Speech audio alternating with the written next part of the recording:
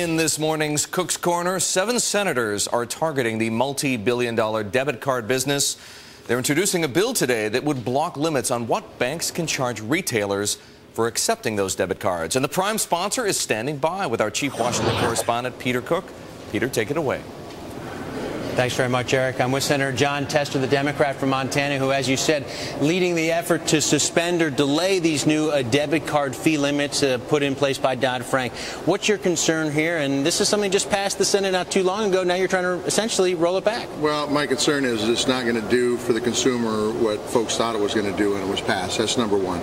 Number two, I think it's going to have some real negative impacts on capital that's available for small businesses and for the consumer. You know, debit cards have become a pretty important tool as far as people being able to go out and purchase items. And so as we come out of this recession, I think it's just the wrong time to do this. But that's my opinion. We're going to delay this if we can get this passed, and there will be a study to determine what the impacts are on small businesses, on consumers, on small banks, and we can move forward. This has been a battle of the titans, the nation's retailers versus the nation's financial services industry. In this one, you're effectively siding with the financial services industry. For those retailers who say, Jon Tester, riding to the aid of Wall Street, what do you say? Well, I'm effectively siding with rural America and consumers, to be honest with you. I mean, I think that if this bill goes in with the caps that are on it, I think it's going to take away opportunities for consumers, and they're important opportunities as we try to rebuild our economy.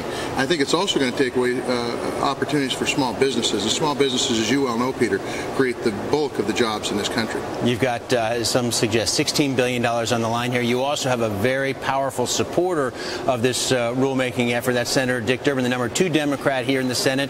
Have you spoken with Senator Durbin? Obviously, you all disagree on this. No, absolutely. And we don't agree on everything, and we disagree on this. And Senator Durbin is a great guy, and I expect him to fight the good fight. But the fact is that we need to understand that we're not repealing this.